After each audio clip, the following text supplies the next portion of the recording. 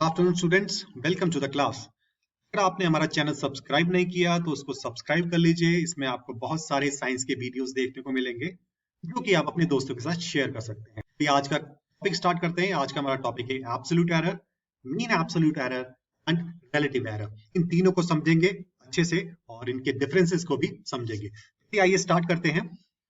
सबसे पहले मेजरमेंट को समझते हैं कि मेजरमेंट की चीज क्या होती है। It is a process of measuring anything. किसी भी चीज को नाप रहे हो उसको मेजरमेंट बोलते हैं। आप स्केल से इसकी लेंथ नाप रहे हो या इंच टेप से आप किसी कपड़े की लेंथ नाप रहे हैं उसको मेजरमेंट बोलते हैं। ये एक्चुअली मेजरमेंट करता क्या है? ये चीजों को क्वांटिफाई कर देता है जिससे हमें समझने में, उसको असेस एनालाइज करने में आसानी होती है। अगर मैं बोलता हूं और सन के बीच में 15 करोड़ किलोमीटर का डिस्टेंस है, इससे हमें पता लगा ये एक मेजरमेंट है जो कि हमें बताता है कि कितना दूर डिस्टेंस है। उसको क्वांटिफाई कर दिया। हमने उसको क्वांटिफाई नहीं किया, तब तक हमारे पास उसकी एग्जैक्ट वैल्यू नहीं थी। बिना एग्जैक्ट वैल्यू के हम पता नहीं लगा सकते कि किसी चीज को सन से यहां आने पे कितना टाइम लगेगा। डिस्टेंस की वजह से हम बोल सकते हैं कि जो स्पीड ऑफ लाइट है that is 3 × 10⁸ meter per second, उसको सन से जो लाइट आती है अर्थ पे, it takes approximately 8 minutes, over 8 minutes. तो मेजरमेंट हमें चीजों को क्वांटिफाई करना बताती है, चीजों को और सिंपलर तरीके से समझना बताती है। सिंपल सा एग्जांपल और बताता हूँ आपको। आप टेलर के पास जाते हैं कपड़ा लेके, टेलर बोलता है आपका 1.5 मीटर या 2 मीटर कपड़ा लगेगा जिसमें आपकी शर्ट तैयार हो जाएगी। बिना मेजरमेंट के वो नहीं बना सकता। आपके बॉडी के हिसाब से जो शर्ट है वो नहीं बना सकता। सो मेजरमेंट इज वेरी इंपॉर्टेंट। चीजों को क्वांटिफाई करने में, चीजों को आसान और चीजों को अच्छा बनाने में मेजरमेंट बहुत इंपॉर्टेंट है। आप क्वांटिफिकेशन कर सकते हो साइज के बेसिस पे, एरिया, वॉल्यूम और कैपेसिटी के बेसिस पे। चलिए आगे बढ़ते हैं। अब हम जब भी मेजरमेंट करते हैं, ऐसा नहीं है कि बिल्कुल एग्जैक्ट आप वैल्यू, जो ट्रू वैल्यू है उसको निकाल लोगे, ऐसा नहीं होता। एरर हमेशा मेजरमेंट के साथ एसोसिएटेड होता है। हाँ, एरर को हम रिड्यूस कर सकते हैं, काफी हद तक रिड्यूस कर सकते हैं अच्छे इंस्ट्रूमेंट्स लेके, लेकिन फिर भी एरर जो है, प्रोबेबिलिटी ऑफ एरर हमेशा बनी रहती है।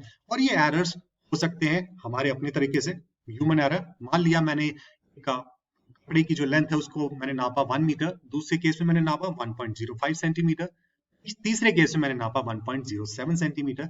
तो हर बारी जो मेरी रीडिंग है, अपने की जो मेजरमेंट है, वो हर बारी अलग अलग आई। ये जो डिफरेंस था दैट इज कॉल्ड एरर। मेरे अपने वजह से एरर हुआ, मेरे मेजरिंग इंस्ट्रूमेंट में, मेरे इंच टेप में एरर नहीं था, लेकिन मैंने खुद से ये एरर किया, that is called human error.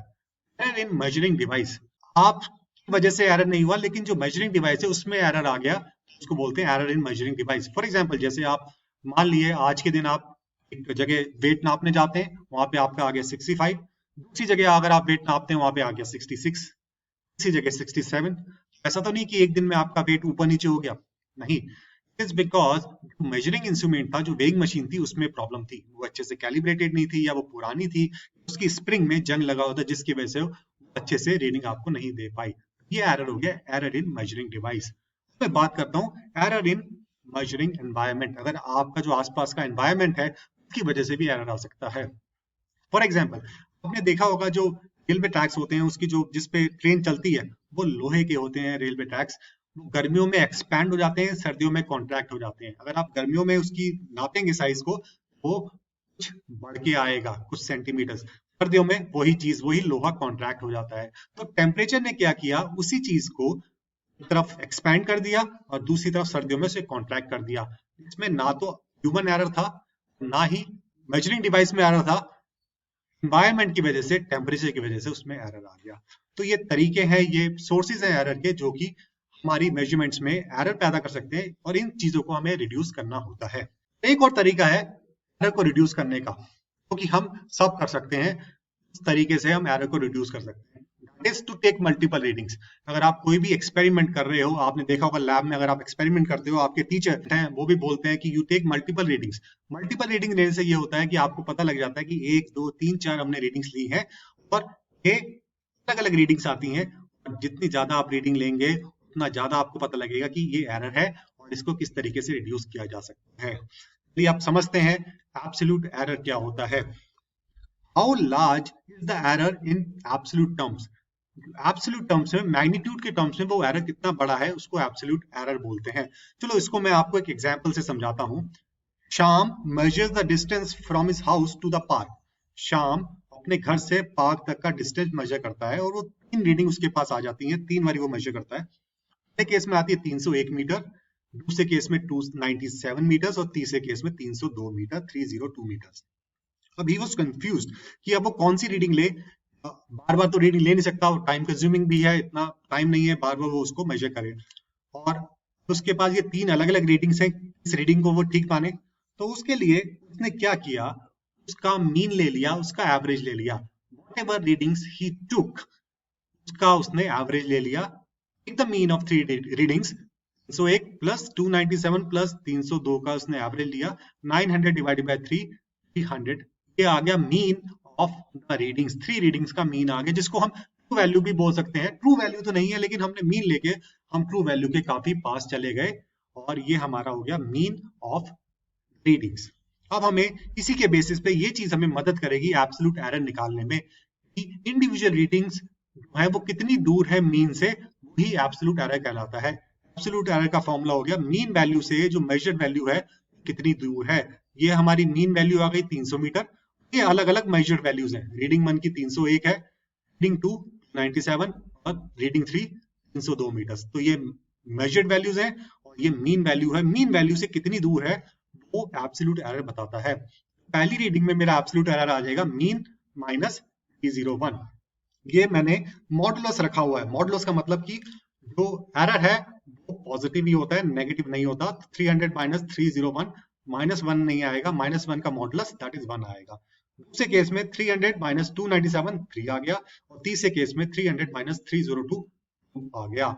तो इसकी जो मीन रीडिंग है वो 300 मीटर है। मतलब जो मीन डिस्टेंस, एवरेज डिस्टेंस है इसके घर से पार्क तक का, that comes out to be 300 meters. Error की बात करते हैं। इंडिविजुअल जो एब्सोल्यूट एरर है पहले केस में 1 है, दूसरे केस में 3 है और तीसरे केस में 2 है।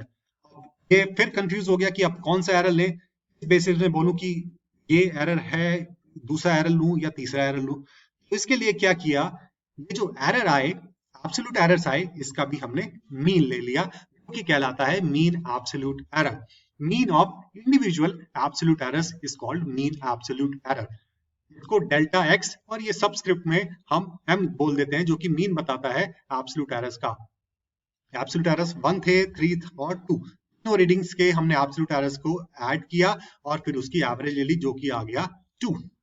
मीन एब्सोल्यूट एरर जो शाम ने मेजर किया डिस्टेंस घर से तक का, उसके में जो मीन एरर आया वो आया 2 मीटर्स का।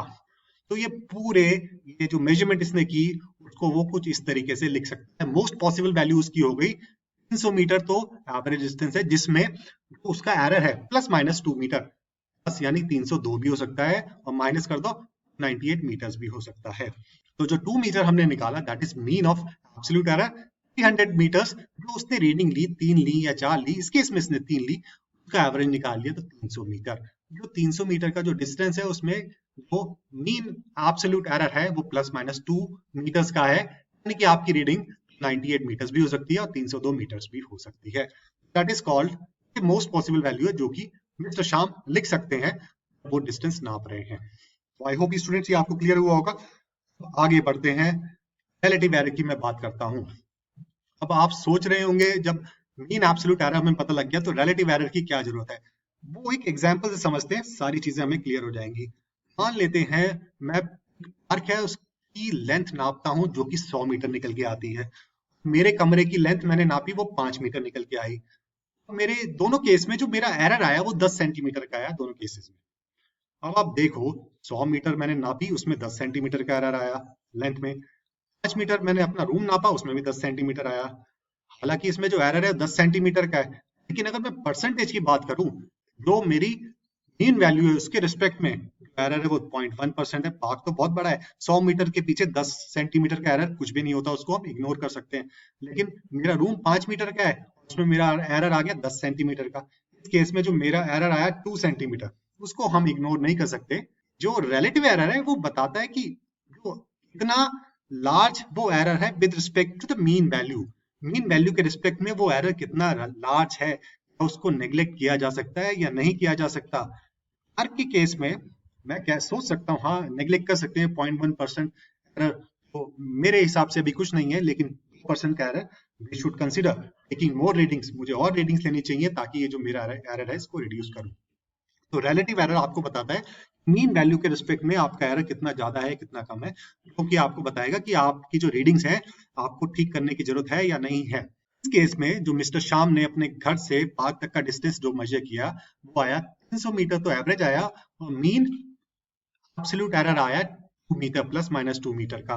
तो अगर मैं रिलेटिव की बात करूं तो relative error ratio of mean absolute error the mean value, mean absolute error 2 meters था और इसकी मीन वैल्यू थी 300 metre.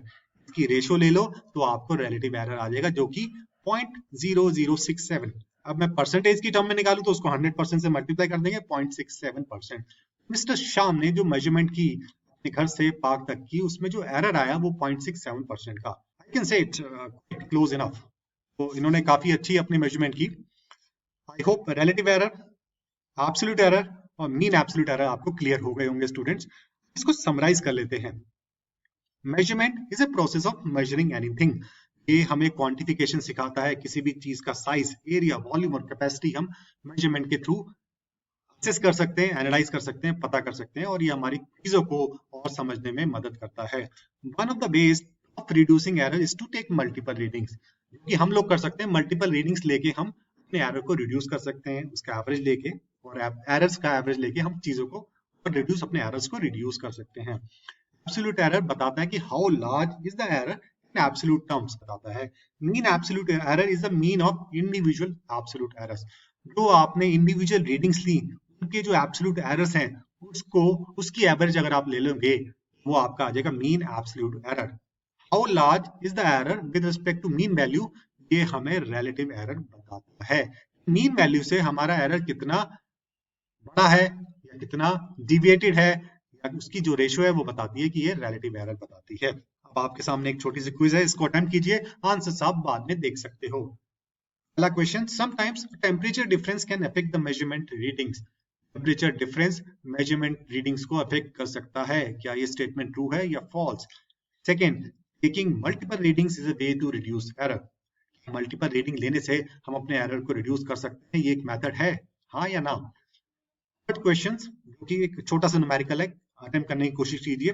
A tailor takes 3 readings of the same cloth और stitching a trouser which is as follows. जो reading है वो कुछ इस प्रकार है, उसको अपना ट्राउजर सीना है। पहली बार उसने जो रीडिंग ली वो आई 1 मीटर 4 सेंटीमीटर, दूसरे केस में 1 मीटर 3 सेंटीमीटर और तीसरे केस में 1 मीटर 2 सेंटीमीटर। ये 3 रीडिंग उसने सेम खुद की ली।